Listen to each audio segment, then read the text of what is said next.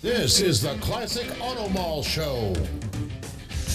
Broadcast from the studios inside the Classic Auto Mall in Morgantown, Pennsylvania. Just 1 hour west of Philadelphia at Pennsylvania Turnpike exit 298. Featuring nearly 1,000 classic, vintage, and barn-find vehicles for sale under one climate-controlled roof. Now, here's your host, Classic Auto Mall president and the man with all the toys, Stewart Howden. You know, my wife hates it when you say my name that way, but I love it. I think it makes me sound very cool and special. Oh, yeah. Show number 170. Wow.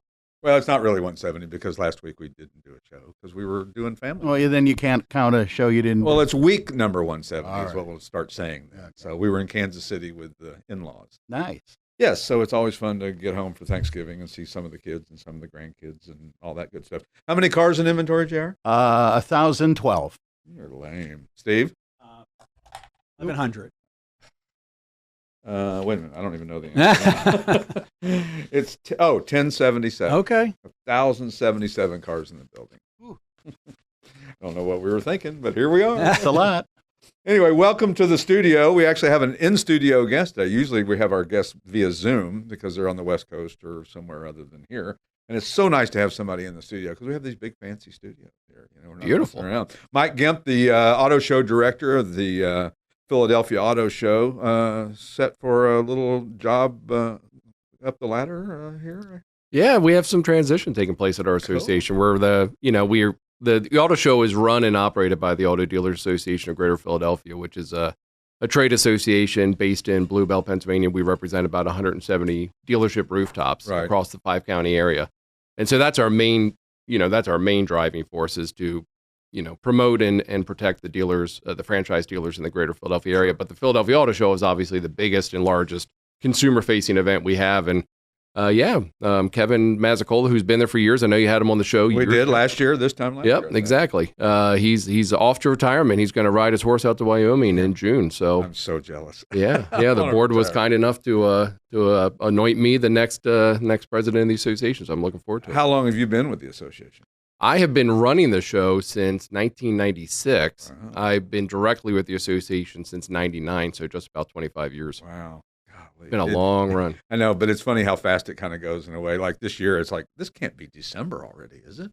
Like the show can't be, a month away? It's a month away from today. I move into the convention center to start moving on a Sunday. January 5th, I head down. And you basically work out of there for the full 10 days, right? I mean, you have a remote office for all intents and purposes. Yeah, when you include move in and move out, we're there for like 20 days. We just stay at the Marriott and we just operate out of the convention center because you're there 15, 16-hour days to drive all the way back up to the suburbs. Just doesn't make sense. Yeah, I mean, we have guys who can work the show. We have been doing the show. This will be our 8th year, or not 8 years. Well, we started 8 years ago, but we missed a few. One we missed, maybe 2020. I think it was one, but man, I tell you, what a great partnership, and I can't believe it's taken me all these years to get down here. I mean, and I've only seen the first hallway. Yeah, I haven't even headed down the break-off hallway. Yeah, we have 4 equal length and size hallways in here, and it's when you stand at the very center and you look around and you go, holy moly, this might take me a while. Well, now that I hear you have 1,000 cars in inventory, I need to double your space. I think that's what's going to happen at the show. So everybody be prepared. Classic Auto Mall is going big. We're going big time this year, whether we like it or not. No, we've had a great relationship.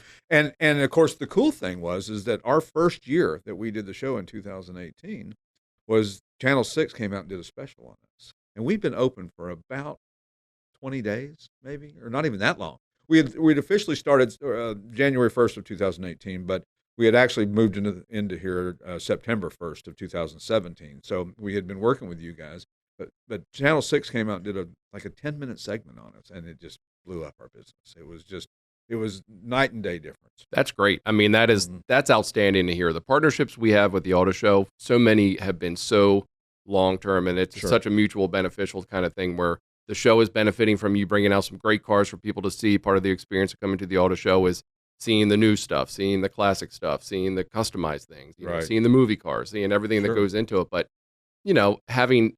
being able to get back and get our media strength of the show into here to help promote what you're doing, this is a hidden gem. Yeah, I mean, if more people know about this, we can't wait to help get the word out a little bit more about it. Well, and we've enjoyed the relationship as well too, because it puts us into a market that, believe it or not, Philadelphia can seem like light years away from where we are in Morgantown. I mean, Sure. it's a whole different animal down there. And it's cool because a lot of people that come to the show, we talk to people all day long who've never even heard of us. And we advertise. It's not like we're, spending, $10 Sure. a month advertising. We're spending the money to advertise, but we're advertising specifically to people who are collectors or, classic car aficionados. A lot of people that we meet at the Philly Auto Show want to be involved with classic cars, but they don't really understand how or why or how they can come see cars. And they wonder, am I even allowed to come in there? Yeah. To our place. Sure. And of course you are. Because we do have ropes set up at the Philly Auto Show because obviously we have 12 to 18 cars there and they're on consignment. They belong to other people. So we have to be conscious of that and not let people go climbing all in them unless somebody's really interested in a car and, maybe in thoughts of purchasing a car, then that changes the dynamic a little bit. But I know that the manufacturers allow everybody to, they want them to crawl around those cars. That's Right. That's part of it. Although those cars get a workout. I can assure you they very much get a workout. I've heard stories from, obviously, gear shifters, things. Yeah, going sure, missing. of course. But, just so many butts and seats over the course of 10 days. And Yeah. then the leather just gets, sometimes Sure. they have to replace just even a whole entire seat just because there's so many people in and out of them. But that, like to your point, that's what they want. They want people to be able to see, shop, compare, and look at their next ride. And that's what they're I doing. think that touchy-feely is a good thing for cars because we can all that's probably what's changed the most about your business is that there's not really many surprises at an auto show like there used to be. There's not unveilings because people have usually seen them, even if they weren't supposed to see them. There's a spy photograph of a car or something. So it's not like you see them like you used to. I remember the old days, the dealerships put cardboard or paper up in the windows to block out the windows of their dealership so people wouldn't peek in and see the new Corvette or whatever it was. And it's a little different now. Well, the internet changed so much, right? And COVID really was just a shock to the system for live events in general, let alone auto shows. Sure. And suddenly that marketing budget that used to go towards live events just got shifted elsewhere, and manufacturers started doing launches online and releases online. But when it comes to it, in a place like yours, you get reminded very quickly about what it means to actually be around the vehicle, Sure, and see a vehicle personally versus spinning it around with their mouse on a computer monitor. It's just not the same, and that's where the auto show has continued to find its niche for over 100 years, is being able to bring the cars out. And really, in today's world, you think about it, we've gone so digital, it makes even more sense to have an auto show because now it is the one spot where people are going to go. They don't want to necessarily spend a day going to 10 different dealerships to look at the 10 different SUVs they have on their list. narrow They it down to want one or two, right? Yeah, and that's why for years and years and years, people have lined up, and hundreds of thousands of people are willing to pay money to come and be marketed to at a large-scale auto show. Sure, absolutely. And, and it's changed, but probably for the better because it used to be you probably wouldn't have had space for us 20 years ago. I mean, you were probably completely full and didn't have the space, or was it even thought about to bring classic cars or movie cars or custom cars or any of that to a show? Yeah, I mean, we've always had a touchstone with classic vehicles, with exotic vehicles, because again, we've always wanted to present a well-rounded, assortment of vehicles that touch every niche. Because people that come here obviously are very much into the classic segment. People that come to the Curbeck section are very much into the exotic cars. It's been just a kind of a way you come either for the main vehicles, but there's always something that grabs your attention outside of that. But when we started working with you all and AACA, Mike Jones and the great group from the Antique Auto Club of America, you all just really changed everything up for us. It just took it to a whole nother level. And now we're bringing in things, that you just can't see anywhere else. Sure. And it's great because people now come to us and say, oh, we couldn't wait to see what you brought this year. So the reveal maybe is more for us than it is for the new car stuff. What are they going to be bringing from Classic Automall or the AACA? And of course, the AACA, they bring a wonderful selection of cars, and of course, all their members are just anxious. I mean, I think they even have an overflow list. If a guy can't come, there's another guy who's willing to take his place. Oh yeah, no, there's watching them work and with their owners and the waiting list of who's coming in and the selection process and everything else. I mean, each display at that show, there's so much that goes behind every display that's in that show, and the people that are involved and the staff that's involved and the selection of the vehicles and the dealers that are involved. It's almost flattering when people come in to me and they're like, "Oh, you're Philadelphia Auto Show, right? Well, what do you do the rest of the year?" And I'm like, that's the most flattering thing you can say to me because like if you're coming into that show and it looks like it just moved itself in overnight and just then I did something right. Yeah, I think people have don't realize how much effort goes into any type of an event that you do. Even smaller events take a lot of effort. I'm involved with the Radnor Hunt Concord Elegance. And I Great mean, event. it's a year-round thing to put this thing together. I mean, it doesn't just happen overnight. And I think No. that's what people think. And of course, the convention center, from a logistics standpoint, you're trying to take big trucks into a downtown area. That's tricky. You know, the truck companies, it's interesting. We hire these guys and they have specific guys that they send to drive their trucks in downtown areas because it's not just like driving down the highway. Oh yeah, no, and really the Pennsylvania Convention Center is even trickier than most centers. Right. People don't realize that entire exhibit floor that we're on is actually elevated one level off of the street. Right. So the dock area out back is actually elevated as well, and there's a large ramp that comes off of Vine Street, goes an entire block to get you up onto the apron. Right. And that is unlike, I've worked in 20 different convention centers around the Right. country. It's very rare to see an elevated dock like that, especially in the Northeast area. So just the salting and everything else to keep it safe during the wintertime, it's a chore, yeah. But it's amazing the turnout that you guys get for the show. I mean, I'm always just so impressed, and always, you heard about a few years ago the demise of the auto show, and it's the exact opposite. I mean, when I was there last year, the Black Tie was huge amount of people, thousands of people. It's crazy. I couldn't believe the turnout. The Black Tie has even bounced back faster than the show has. Like I said, COVID, and then followed by the chip shortage and the unavailability of cars, and just the way the sales within dealerships changed dramatically for 3 years. They didn't have any inventory. They were selling everything they had. They were taking orders and delivering cars 2 months later. It was just a completely different marketing environment. Now we're getting back to more of a traditional over inventoried. Incentives are coming back, so best place to start moving product again is at an auto show. So we're over inventory is music to your ears. Yeah, exactly. Not necessarily to my dealer members. But a lot of them I think would have kept COVID forever and just come in, order your car. I don't have to keep cars on the lot, and it would be great. Yeah, we had the same thing here. I mean, we were still operational, but just by a shoestring. We were just kind of winging it as we go and figuring it out. And we learned a lot of great things about our business from COVID, but we certainly hope that it doesn't come back. So, yeah. When we return, we'll continue our conversation with Mike Gempp from the Philadelphia Auto Show. We'll be back in just a couple of minutes. The Classic Auto Mall has more than 1,000 vehicles for consignment in our huge 8-acre climate-controlled showroom. It's a real indoor mall. If you'd like to know all the advantages of buying and selling a car through consignment, the information is available on our website, or you can talk to a classic car specialist who can answer all your questions. It's easy, safe, convenient, and it doesn't matter where you are. We sell worldwide. See our huge selection of classic and collectible vehicles at classicautomall.com. And thanks for coming back. We have 5,259 YouTube subscribers as of today. That's pretty amazing. I'm really pleased with that because I watch a lot of YouTube stuff and I never subscribe to anything. So to get that many people to subscribe, obviously we're doing something, or maybe it's just something that you guys are doing and I don't know. Maybe it's job security, right? We try. Anyway, joining us in the studio today, Mike Gempp from the Philadelphia Auto Show. How many years has the Philadelphia Auto Show has been around? Since the beginning of time, right? Yeah, we really have. We're one of the oldest auto shows in the entire country. Us in New York go back and forth between our dates, but 1901 is what's on record as the first Philadelphia Auto Show, and the association was formed in 1904. Wow. So we are one of the oldest trade associations with one of the oldest auto shows in the country. And what do you think the impetus of starting the association back then in 1904? Were there dealers feeling like they needed a voice, and would that have been in politics, politically, or through their dealership relationships? Because I know the dealer licensing and dealer manufacturers agreements are very strict in what they can and can't do. Has it always been that way, or is that what you guys help bring to the table for the dealers? Yeah, I think when the association started, it may have been more of like a clubhouse, right? Kind of, because if you take a look at some of the old vintage pictures we have, there was like a lunchroom, and it looks like a clubhouse at a golf, course. But over time, you're absolutely right. The regulations that are put on dealers across the Commonwealth are tremendous. Right. And I think sometimes people, if they want to be upset with a dealer for how long it takes to buy a car, they forget that a lot of that is not what the dealer's putting on you. It's what the state is requiring. It's for your protection, and it's there, but it takes a while to get through it. There's only so many ways to do it, but that's what associations are now in existence for.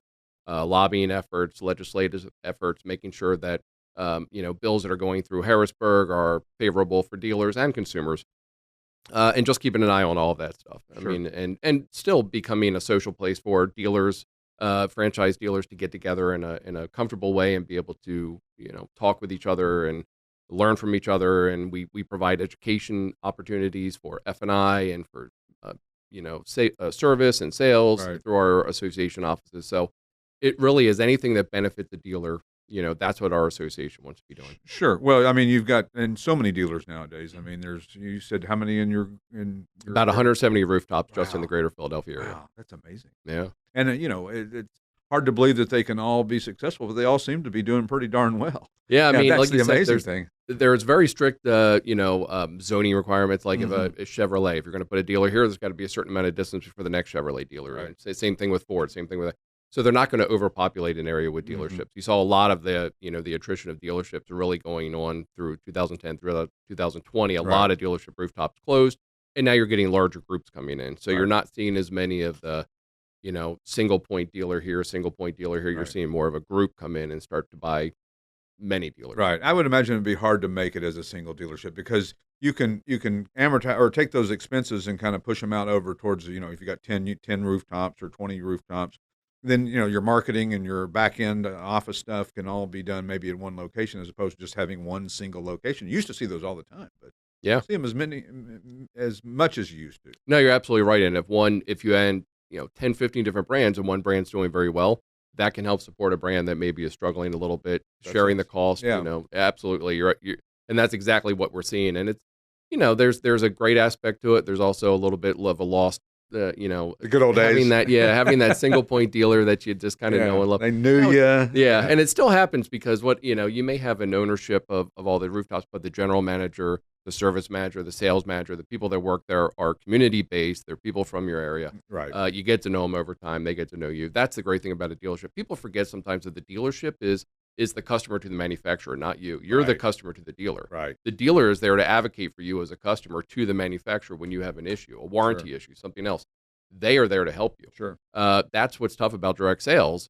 You take that away. Now you have an issue with your car, you got to go directly to the manufacturer, try to figure out how to get it. And they've been trying to do that, but I don't think to much success. It's Tesla has found a way to kind of do it pretty well, but the others are definitely struggling with it and trying to. You don't see much success in No. those outliers anymore, or even. I mean, they looked like they were successful in the beginning just because you saw a lot of them, but like Fisker and all these different brands that came along. But then all of a sudden they realized that it was a difficult business model to say the least. Yeah. It's not as easy as they think to go into. There is as I said, there's a charm and a nuance about having a local dealer in a local community, understanding the needs of the consumers in that area, instead of somebody here, a consumer coming in Pennsylvania and somebody from California trying to figure out what they need or how they're going to run them. Well, and the problem that we've run into, and it's because of just that, because back in the old days, you didn't sell outside your county more than likely. Nowadays, we're selling across the country to somebody, and what works for our laws don't necessarily work for California or Texas or Florida or whatever. And so there's got to be a way, I don't dare say it out loud, federalize anything. I don't want anything to be, right. But to some degree, if bills of sale and titles of vehicles were all kind of in a common area or grouping, they might be able to make be a little bit easier to do business like we're doing. And I know the manufacturers like to keep all their business within a certain area, but that's not reality anymore, right? I mean, guys buy cars you see a guy buys a new car from Georgia. Absolutely. No, that happens all the time. If you get especially, like we have large Corvette dealers in the area, you get especially Corvette, somebody's buying it from out of state. It happens all the time. People are coming across state lines, and especially when you consider the proximity of even just Jersey and Delaware. Right. And I mean, really, when we're talking Philadelphia Auto Show, it's really a tri-state auto show. Right. We're really the New Jersey, Delaware, Philadelphia auto show because we're getting 30%, I think, of the last time I looked, 30% of our attendance comes from Jersey. Right. And 10% comes from Wilmington and Delaware. Sure. So it's definitely, it's a very large, marketing area, and crossing state lines is commonplace. Yeah. I mean, I've bought cars before and just realized kind of as I got there, oh, this isn't in Pennsylvania, and they know how to do the paperwork and all that good stuff. So that helps. And you talked about the diversity of offerings. That's the one thing that's made our business successful, is that when pickup trucks are hot, then we have lots of them. And when Corvettes are hot, we have lots of them. And when Camaros are, so whatever is doing well in the market. But what's interesting to me is some of the manufacturers getting away from passenger cars. I mean, they're almost extinct in some dealerships. Does Ford even have a car? You're absolutely right. The turning of what they're producing and what the consumers are asking for is crazy. Right. CUVs, SUVs, small size, full size. That's what's coming out on non-size. Now, there have been a couple that are trying to get back into that a little bit more, but you're right. When the consumers are asking for a car that carries more, fits more, but drives like a car, and they, when they created those CUVs and they started really getting into a drivetrain that felt more like a a passenger car, Right. but you had the extra space to put the kids in, dog in the back, some luggage, things like that. Just from a lifestyle standpoint, people Sure. are on the road so much more now. They're traveling so much more now. Um, yeah, the need for like a small car to go back and forth to work anymore. Sure. That's not just what it's being used for anymore. It's No. more of a family truckster now. Yeah, exactly. We like our SUV just because we know if we decide we want to buy that. Well, we've got something to haul it in. Yep. You know? And I think a lot of people don't think that through or whatever. But then you look at some of the foreign manufacturers, and they're making all kinds of passenger cars, whether it be BMW or Mercedes or any of those guys. They have a ton of cars in the lineup. So it'll be interesting to see how that sways and goes. And same with electric cars. I mean, electric cars make sense in some instances, but not every instance. And it seems like that the push for electric cars has softened a little bit as of the past couple of years, only because I think they're realizing that they've saturated the market with people that wanted them. Yeah, I mean, that's the thing. The adoption rate of EVs in the United States just has not been anything like what it's been overseas. Sure. And when you're trying to mandate that onto consumers, I think we found very quickly how that goes Right. over. And with the new administration coming in, with things possibly changing up very quickly in January, the dealers are all kind of left right now wondering what's next, because are the credits and things that they've experienced in the past to help sell EVs Mhm. going to be there? Are they going to be gone? What's going Right. to be happening? There's been confusion over what EVs actually qualify for those credits in the past. They found ways around it through leasing. But yeah, EVs, when you look at them overall, they're great for a lot of people. Sure. And to your point of luxury, why they make sedans and things like that, because most people have a second car. Right. Like when you're buying that kind of car, when you're buying an EV, chances are you have something else probably in your garage that you're using maybe to go on vacations with. Right. But an EV is great for people of a certain lifestyle. But I think what they're finding is if you don't have a garage and you have to park on the street every night, where are you charging your Yeah, vehicle? There's yeah. just there's so many infrastructure issues that still remain.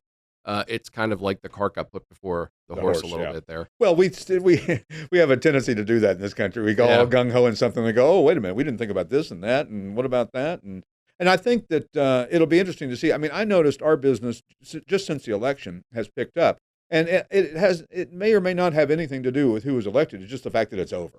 That there's a direction, whatever that direction is going to be. Have the new car dealers seen an uptick in sales since the election? They have, and I think you're right. I think everybody was on a holding pattern there, and we especially here in Pennsylvania, we were Sure. the political epicenter of the entire country, Yeah, right? It just happens. And we were just getting inundated with messaging, and everybody was just kind of on hold because you're right. There was just so many issues being thrown in your face. This is going to happen. That's going to happen. This is Right. going to be a disaster. And so I think having the lawn signs come down, the political ads off TV, Right. and people normalizing themselves a little bit. Hopefully they got through Thanksgiving. They feel a little bit more normalized. Well, now we see more about, back to the drug commercials on TV. Yeah, So, exactly. Right. Back to normal. Yeah. Is marketing for new car dealers up? Do they spend more money nowadays, percentage-wise for sales, or is it still about the same as it's always been? I don't know for sure, but I know in talking with our media partners that we're buying for the auto show, they've told us it's been a little soft. It hasn't Right. quite come back to what it was. The levels haven't ramped quite back up to what. Well, you got before. internet, which is almost, in all intents and purposes, is free advertising. I mean, if you think about it, your own Yeah. dealer site is, you pay a monthly fee or whatever, but it's not expensive like it is. I mean, gosh, to do television is not cheap. You know that. No, You absolutely. spend a lot of money on it, but it's very effective still.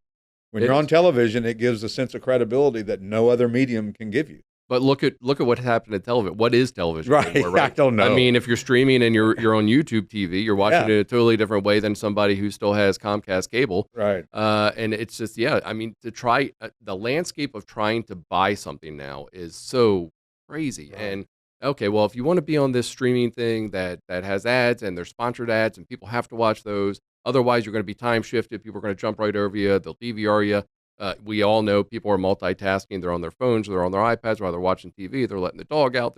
Right. It's a a different animal, landscape yeah. that is the wild, wild west compared to what it used to be. It used to be, okay, local news, Yeah. sporting events, ABC, NBC, CBS. There we go. Bye. Bus benches. Yeah, you'd have bus those. benches. The railway cards. Yeah. And So the show's coming up January the 11th through the 20th this year, right? So that's 9 days. 10 well, we're days? actually 10 days 10 because days. So the convention center shifted us a little earlier this year, and when we did that, our Martin Luther King Monday that used to be in the middle of our show Right. is now at the end of our show. So it's definitely worthwhile staying open for that day. So we're going to add an extra day on at the end. Benefit to be a little earlier, you think? Is it? There's goods and bads. I think like for the Black Tie Tailgate, which is, as you said, a super popular Sure. event, it pushes us a little closer to New Year's. So it'll be on January 10th. But last year it was early and people came out in droves. Like you said, they love it. It's just become such an institutional event in the city of Philadelphia. Can you get your tux back from the dry cleaner from January 1st to January?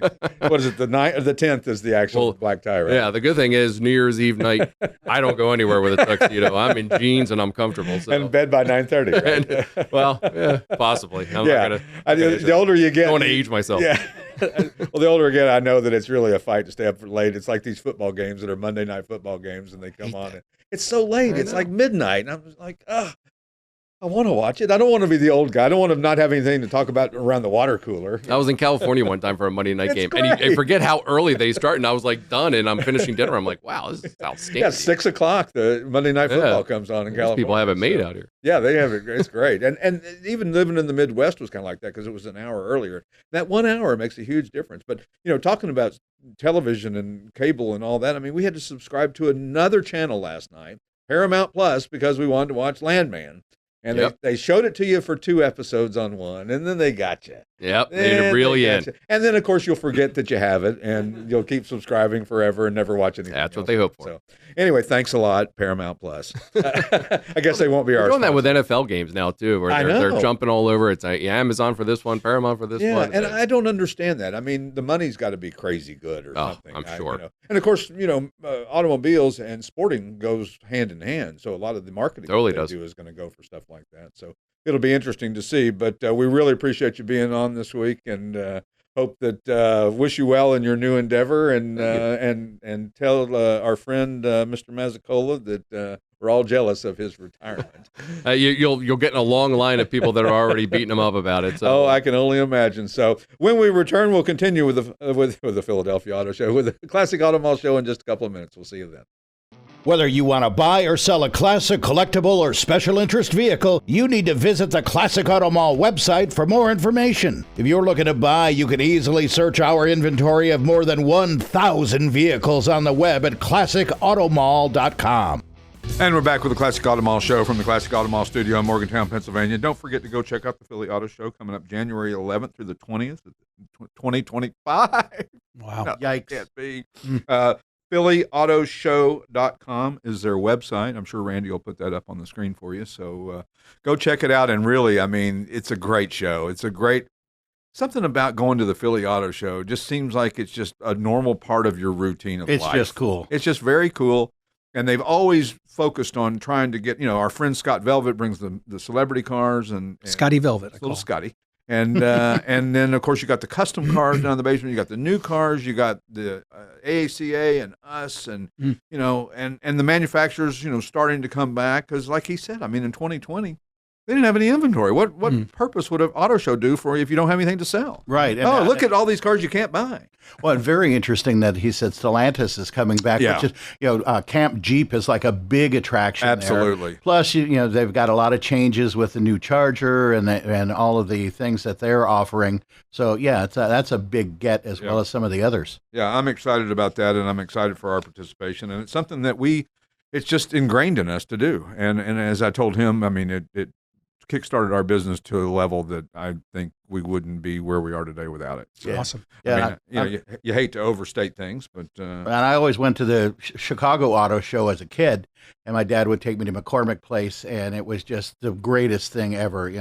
Especially as a kid, you're like, wow, all the cars together. And even last year, after we were done, off the clock, I might add, I walked around, Steve and I walked around and looked at all the vehicles, and it was like, man, there's some great stuff. Great stuff. Well, when you're a kid and you can sit in the cars, that was the coolest thing. You see the kids, they get all bright-eyed when they see that. And so where did we sell cars the last 3 weeks? Wow, really? Oh. How about Burnville, Pennsylvania, Egg Harbor City, New Jersey, Naples, Florida, At Glen, Pennsylvania, Conway, Arkansas, Lincoln University, Pennsylvania, Middletown, Pennsylvania, New Holland, Pennsylvania, Chanute, Kansas, Molino, Florida, Coplay, like the band, Pennsylvania, Slidell, Louisiana, Beaujour, Manitoba, Canada. Bonjour.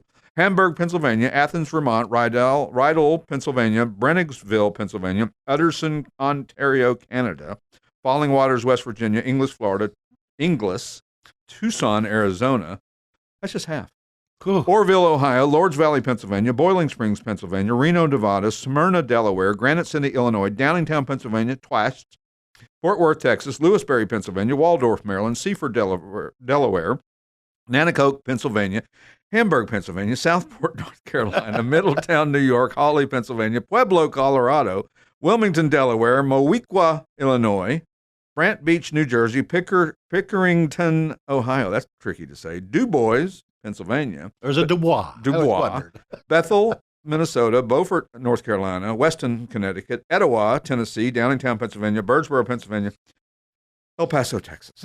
Granite City, Illinois, a suburb of St. Louis. There you go. Wow. St. Louis. Yeah, that's right. I remember driving through there on 44. Yep. When you would come through there back in the day when we drove from where to where. And we just got back from Kansas City and flying. And I'll say it again, flying is like a greyhound with wings. It is not pleasant anymore. Not what it used to be. It is not pleasant. Used to be pleasant. Oh, it used to be nice. I love when the meme that shows, back in the 50s, where they had the fluted champagne glasses. Yeah. And People would China dress up. I Yeah. mean, I had to wear a navy blazer Yeah. to ride on an airplane. And they said, only imagine what it'll be like in 50 years. Oh. People be naked. And you can still do that on the Qatar or whatever, Yeah. the one airline that go, and you've got the shower and all that Oh, stuff. yeah. in there. Although they said you're kind of using the gray water or something to shower with. I'm not taking Yeah, but that's $17,000 for a ticket. Yeah, right. Yeah, but The suite. But you But you get a champagne flute. You can write it off too. Some of us can. Well, and if you fly on any regular basis, you learn the ins and outs of flying. You learn the different things to do and not to do, and where to sit and not to sit. We were in a regional CRJ 900 Bombardier, which Prop plane. basically, it's basically a plane that would go from a smaller city to a major hub, and then the major hub you get on a big plane. Well, we flew that direct to Kansas City, and it was noisy. We were in the back. It was hot. Bumpy. It was bumpy. It was just, and then of course coming home, we were on this big old jet that normally you get on the nonstop Kansas City to. Yeah. So anyway, we had a nice Thanksgiving. Did you have a nice Thanksgiving? I did, yeah. I was going to say when we were kids, my parents would always book the bulkhead, it was easy to get. Now everybody knows bulkhead is where you have the most leg room and nobody bothering you. Yeah. Or the exit row. Or the exit row. Or the exit row. But you got to be prepared. You have to be ready. And verbally state that you're ready. That's You right. can't just nod. You That's can't. right. I got yelled That's at. true. Not this flight, but a couple of flights ago when I wasn't paying attention to the announcement they were making. They were, doing the seatbelt and the air thing, and I was looking, and the lady was just staring darts at me. And Kathy's like, "What are you doing? Look." And I'm like, "Okay, I've heard this 1,000 times, Right. Sir, Yeah, right. sir. please pay attention. Pay attention. I have some issues with that." So anyway, where can you find Classic Automotive? Well, we were just talking about Where? YouTube and all the podcast sites, Apple, Google, Spotify, our iHeartRadio, Buzzsprout. I mean, the list goes on and on and on. And of course, we've almost got all of our old stuff back on. We've really, we've been going back into the archives. That's correct. So we have, I bet you, 150? JR knows it's over 100 shows. Over now. 100 Actually, we just full loaded stuff. our 100th onto Buzzsprout. Yep. That's right. I did see Yep, that. 100 shows. So Yeah, that's a good there's content. a lot of archive stuff that we've been putting up again. If you're new to us in the last 6 months or a year, you're not aware of some of those earlier shows, and we're putting them up there. Yeah, a lot of stuff out there. And, some of the new arrivals we've gotten in over the past week. The 1956 Chevrolet Bel Air convertible. Sierra Gold and Adobe Beige over copper and tan. What a great color. Love that color on. Yeah, it's not that Sierra Gold by itself, I don't know that would be as attractive as it is with the Adobe Beige. That really just sets it off and makes it really pretty. And then, of course, the copper and tan interior Florida car, garage kept, known history, a 265 cubic inch 4-barrel V8, 2-speed Power Glide automatic. And you say, oh, only a 2-speed Power Glide. Those are great transmissions. There's nothing wrong with a 2-speed Power Glide. They shift nicely. They only have to shift once, less chance for things to go wrong. Good. All that good stuff. How about the 1931 Chevrolet Universal 1.5-ton truck, red and black over beige? This thing is a top-notch restoration. Beautiful truck. Long-term ownership, 194 cubic inch inline 6, heavy-duty hauler, which seems like an oxymoron from having a inline 6-cylinder. Yeah. Those things were workhorses. Torquey, yeah. Very torquey. Mm-hmm. Remember the 235 Chevys that had the straight 6, the Blue Flame 6, I think it was? Mm-hmm. And, they had more power than you give them credit for. It's true. It's hard to believe that they can push a big truck like that, but they do. How about the 1980 Chevrolet Camaro Z28, red, orange over tan? that red orange is an interesting color. Yeah, it's yeah. Really, It's one that I don't really remember seeing it back in the day, but I know that I did. Mm-hmm. This one's got 38,000 actual miles. Numbers matching 350 cubic inch V8, correct turbo hydromatic 350 automatic, 10-bolt 342 posi axle, very nicely preserved. I mean, 38,000 miles on a car from 1980. 1980 was 20 years ago, right? I always say that. 44. 44 years? 45. Wow. Isn't that crazy? That is crazy. I know, hard to believe. How about the 1957 Mercedes-Benz 180D sedan? Mm-hmm. This has got a 1,767 cc inline-4 diesel with a 4-speed manual transmission. Classic Mercedes quality, extensive service records. It's black over red. It is the prototypical Mercedes that you would remember from the 50s. You know, we didn't grow up. If you saw one in your neighborhood, it was going to be this one or something similar to this. It wasn't going to be my neighborhood, but it wasn't going to be a Gullwing or a 300 SL right, Roadster or something really sporty cool. No, it was going to be some kind of sedan with the quirky neighbor that lived down the street. We had a quirky neighbor that had a Studebaker with a bullet nose front end, like a 1940s Studebaker, and then another quirky neighbor had a something else like that, and it was just funny that it permeated to Knoxville, Tennessee. Yeah. Which was, big on Oldsmobile and Buicks and Chryslers. And there's always that quirky neighbor. Yeah. Well, here's the quirky neighbor for you right here. 1972 Citroen DS21 4-door sedan, British racing green and light green over saddle. That's an interesting color on that car. It is. You don't see that very often. And it's got a nifty hydro pneumatic. Suspension. Pneumatic. Is the P silent? It yes, is. Of course it is. Like pneumonia. Pneumonia. The pneumatic suspension on these cars are amazing. When they handle better than almost any car from that era. I mean, you literally could go around a corner that in most cars you might do at 20 miles an hour, and this thing you could hit it at 40 or 45, and it wouldn't even unsettle it. It just bounces. Yeah, they're renowned for that. 132 cubic inch 4-cylinder, lots of service paperwork, 4-speed manual transmission. So this one's a lot of fun to drive and interesting to look at. And then last but not least, the 1955 Pontiac Star Chief convertible. Beautiful. I love this car. Black and mist white over black and white. Long-term ownership. It's an older restoration, but you sure wouldn't know it by looking at it. It is really well held done up well. and held up well. I always tell people, there's nothing wrong with an older restoration because it'll tell you things that something that's freshly restored may not tell you yet. That's right. So there's nothing wrong with an older restoration, and the quality of the products back then maybe could have been better or worse. You don't know, but don't hold it against the car because it was restored 20 years ago. Look at the overall quality of the car. That's You right. can tell the difference. This one's got the 287 cubic inch Strato Streak V8, 4-speed hydromatic automatic transmission, all the options you could imagine. So check out those and any of the other cars, classicautomall.com.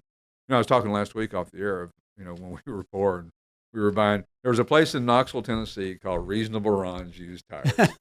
In Reasonable Ron's, you could get 4 tires for $20 installed. Are they retreads? I don't even know. Reasonable red? No, they were Ron's just they were retreads. tires that people, when people Yeah. get a new set of tires, a lot of people get new tires before the old tires are completely worn out. Like 50% sometimes. Yeah, sometimes 50 or 40% or whatever. And so Reasonable Ron would sell you 4 for $20 mounted. Wow. And you might go, you could go at least all summer and maybe into the fall a little bit with those. And then you'd go back to Ron's, and for $20, you'd get a reasonable price for a set of tires. And of course, I think probably wouldn't condone that today. They were all mismatched, probably. Not so mismatched that one was a bias, one was a radial, one was a different white letter tires on them. There's a place in Delaware I used to go, and same idea, not that cheap, but right. Yeah, Reasonable Ron was cheap. He did not mess around. And there was no negotiating that $20 No. either. That was Would you take 18? Yeah, no. You don't want to. Reasonable Ron's like the soup Nazi. You don't want to piss off Reasonable Ron because he's the only place in town where you can buy tires that aren't, $80 a piece. And he had a hell of a business. It was just like you just pull in there and bing, bang, boom, $20. Bing, bang, boom, $20. And he probably did that, 100 times a day.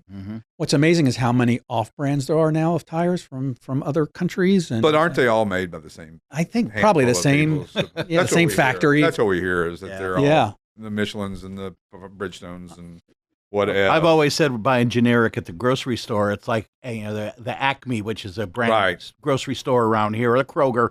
They don't have a meat packing company usually. They buy it from somebody. Well, sure. Well, it's like they used to have generic beer, and it was a white can and just said beer on it. And that was some tasty stuff, I'm certain. Right. It's like Billy beer. Like Billy beer. Duff beer, like Homer Simpson likes. When we return, we'll continue our fascinating conversation here at the Classic Auto Mall Show. We'll be back in a couple of minutes.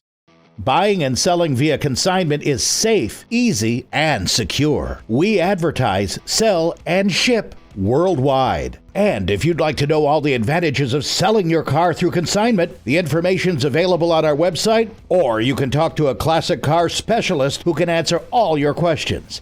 Plus, you can easily search our inventory online at classicautomall.com. And we're back with the Classic Auto Mall Show from the Classic Auto Mall studio in Morgantown, Pennsylvania. Are you catching up on descriptions?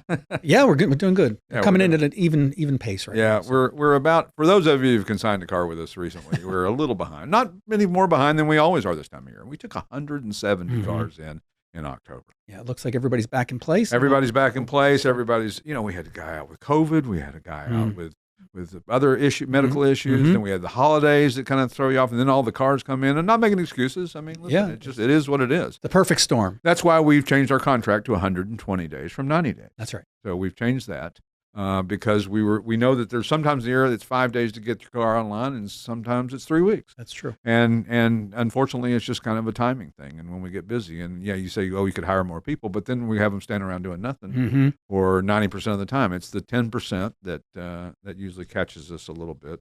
Not flat-footed, but we knew it was coming. But anyway, I was watching a clip from on YouTube. Subscribe to our channel, please, if you can. Classic Auto Mall Show. On YouTube. Please subscribe. There's some great content on there, and it helps us the more that you subscribe. And it's free. And it's free. It doesn't cost you anything. That's right. And it's great content. Because, it's like our hats. They're great hats.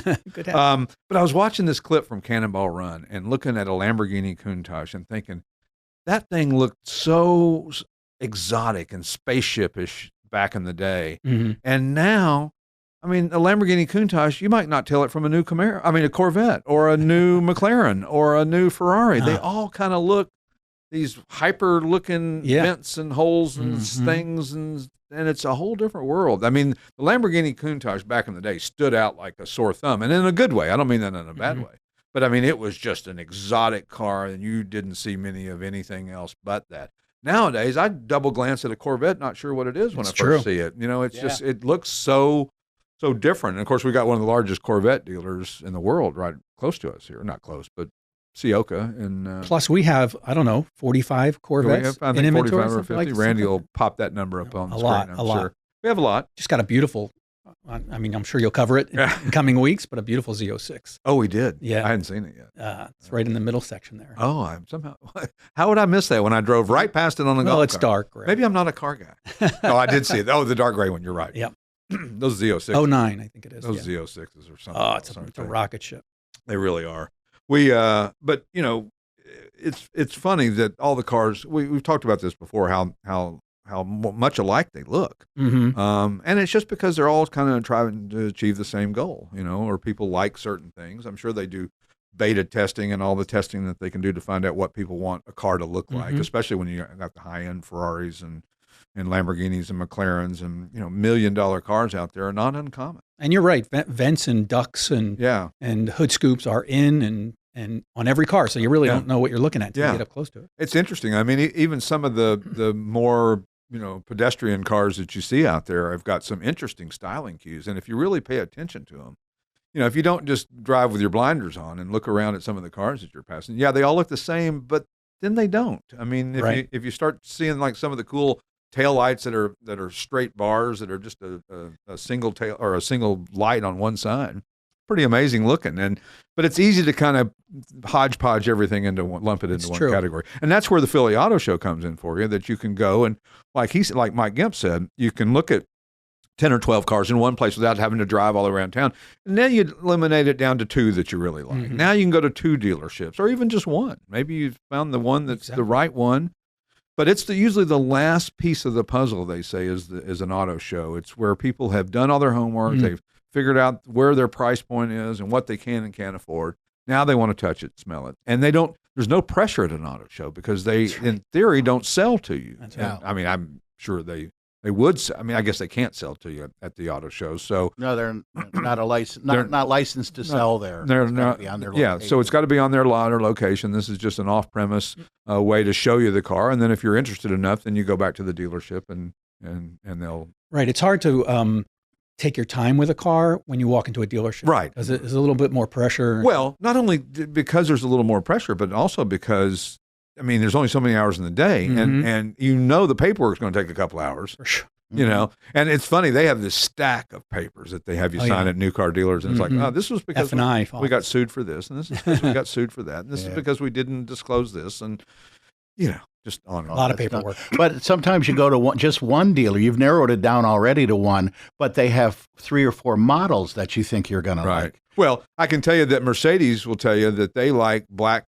white, and silver cars mostly because you give people too many choices, it becomes, they can't make a decision. We have that happen here sometimes. A guy will come in and is interested in a 81 Camaro or a 79, Z28 or a 78 Corvette, and we've got 5 or 6 of them. So then you say, okay, well, let's narrow it down. Oh, I can't drive a manual. Okay, that takes away these 2. Yeah. I don't want this, or I want air conditioning. Well, there's only 2 of the remaining that have air conditioning. Okay, now which one do the color? Yeah, I hate black because nothing looks better when it's clean and it's dirty in 30 seconds because that dust sticks back to it. So a lot of people don't like the maintenance of, or I don't want pull me over red. Yeah, rest me red, or, So, but it's interesting that the color schemes of cars are not nearly as much of a palette as there used to be. In the 50s, I mean, like we always talk about Adobe beige and Sierra gold and, tritone interiors and tricolored exteriors and all the chrome and, just all the accoutrements that went on the car that you couldn't afford to put on a car today. I mean, you could, but it'd be ridiculous money. So a lot of stuff standard now too. Yeah, I mean, but it's interesting that things that aren't standard, like we rented a car in Kansas City, and they didn't have heated seats, which I thought was interesting because it's a 2024. Really? I mean, doesn't everything have heated seats now? Yeah. I mean, Well, I got into a rental in Utah. It was 2025, and it has only USB. What's the oval one? USB-C. I was trying to charge my phone, and there's a lot of them are going to that, and it's like, oh no, I thought they weren't going to keep changing the chargers. Yeah, come on, quit changing those damn chargers, please. And the cars are going the same way. And you've got the Apple ones that one's hollow, the C, and then the B is not hollow. It's a male. And and then you've got the old USB ones that are old USB. You got aux cord, and none of that was in this new car. It was just so I was. Yeah, and of course the rental fleets are all more basic vehicles. Sure, but you know what? Listen, if I'm a manufacturer, I'm going to give you the best car that I can give you in a rental fleet. And maybe this doesn't make sense, and I have no idea what I'm talking about. But I'm going to give you the best car because I'm going to want you to think, this Toyota Camry is pretty slick. And that's what we had was a Toyota Camry, a 4-cylinder Toyota Camry, nice car. Yeah, I mean, but it was surprising no heated seats, and it was cold. So you think, man, I kind of really miss those. I think in the Midwest they would automatically. Yeah, you would think maybe it didn't come from there or whatever. Yeah, I don't know. that's true too.